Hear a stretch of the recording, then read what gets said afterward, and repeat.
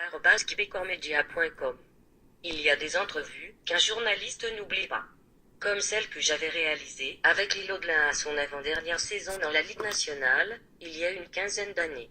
Il n'y avait que nous dans le vestiaire des Panthères de la Floride, à Cerise.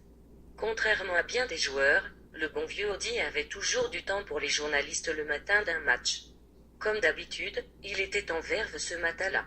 Il faisait le bilan de sa carrière, lorsqu'il y a là d'un propos qui dépeint tout à fait le personnage qu'il est. Réalises-tu que moi, Lille Audelin, un petit gars de Killac, en Saskatchewan, j'ai gagné 20 millions de dollars dans la Ligue nationale? S'exclama-t-il. Ma réaction fut de lui dire que c'était bien qu'il reconnaisse sa chance. Ainsi dans Banal 15 ans plus tard, l'homme fort de la dernière édition championne du Canadien, c'est que l'argent n'est pas une garantie de protection contre les aléas de la vie. Il sort d'un combat qu'il a mené aux portes de la mort. Tout a commencé à la suite d'un accident anodin survenu lors d'une partie de golf avec des amis, à Phoenix, en mars dernier. Alors qu'il cherchait sa balle dans une talle de cactus, des épines lui ont pénétré une jambe. Ses copains ont tenté vainement de les lui retirer. Il s'est gratté avec un fer et a continué sa ronde, tout bonnement. À son retour à Pittsburgh la semaine suivante, il a ressenti ce qu'il croyait être une grippe. Comme il le faisait depuis toujours, il a laissé passer le temps en se disant que tout rentrerait dans l'ordre. Après 5 jours au lit, son épouse Laurel a insisté pour qu'il consulte un médecin. Celui-ci lui a prescrit des antibiotiques.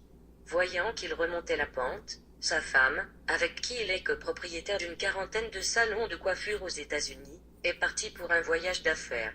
C'est là que son état de santé s'est sérieusement détérioré. À son retour, Laurel a trouvé son homme sur un lit d'hôpital, branché à plusieurs appareils. Audelin souffrait d'une infection sanguine qui s'est attaquée à son cœur, son foie et ses reins. 5% de chance, on lui donnait peu de chances de survivre. Un médecin qu'il connaît bien, le docteur Tyne Gok, a interrompu ses vacances en Floride pour se rendre à son chevet, à Pittsburgh. Il n'y avait qu'une option possible. Procéder à une transplantation du foie et d'un rein gravement touché, et au remplacement de la valve aortique.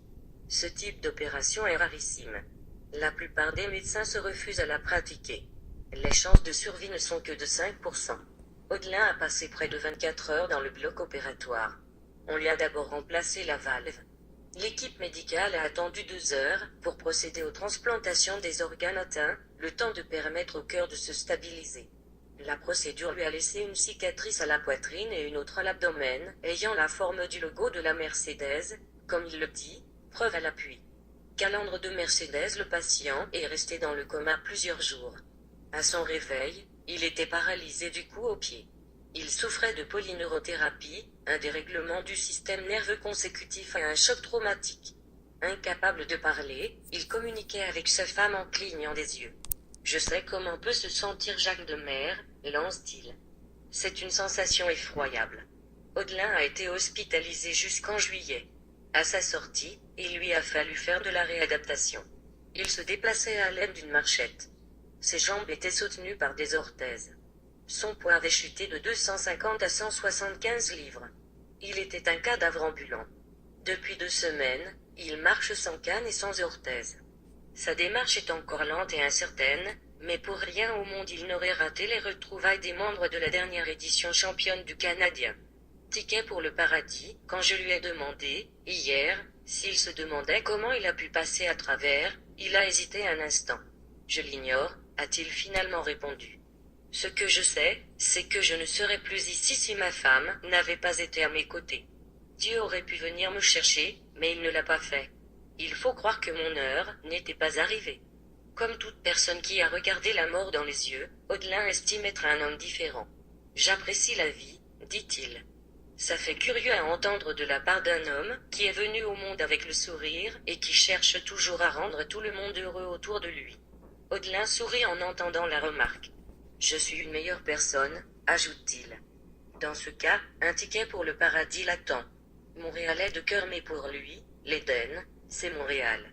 Il n'oubliera jamais que c'est le Canadien, l'équipe qu'il chérissait dans son bled de Saskatchewan, qui lui a ouvert les portes de la Ligue nationale. Serge Savard et Pat Burn m'ont donné la chance, continue-t-il.